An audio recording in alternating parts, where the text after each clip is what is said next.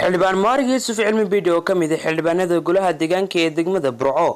ayaa maanta mar warbaahinta la hadlayay waxa uu cilaamiyay shirweynaha isugu iman doonaan qurba joogta u dhalatay gobolka Togdheer kaas oo lagaga arinsanayo horumarinta gobolka Togdheer waana kan xildhibaan Maarig Yuusuf cilmi video ka hadlay arrinkaasi sala socoteenba waxaan maalin dhaweyto ka hadlay qurba jooga waxaan qabanaynaa haddana golaha deegaanka Burco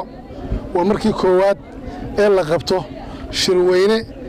loo qabto qurba joog gobolka Togdheer shirkaas waxaan qabanaynaa maalinta Jimcaha ayuu ka qabsoomayaa hotelka City Plaza wuxuu shirkaasi furmayaa oo halkan aan fariintan uga dirayaa oo doonayaa inaan uga sheego inay soo diiwaan galiyaan dhammaan qurba joog reer Togdheer gudaha dibadda shirku wuxuu dhacayaa maalinta Jimcaha oo taariikhdu 15 August saacada uu furmayo 7 barka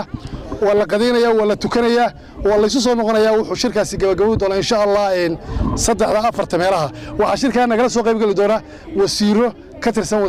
dawladda xildhibaano golaha wakiilada iyo niman aqoon-yahan ah iyo gudoomiye hore qurba joog nagala soo qayb gali doona 3 qodob baan doonayna shirkaan kaga hadlo wixii fikra idinku ahaysaan hadaatii qurba joog u dhashay Togdheer la waa noo soo gudbin doontaan waxaanu doonayna inaan soo bandhigno fursadaha aanu hayno qurba jooga sida ay u maal gashan lahaayeen gobolkooda annaguna waxaan u fududeynaa haday dhultay haday wax kasta watay waxaanu karo kaga hadli doonaa hadii Ilaahay ka dhigo sidii aynu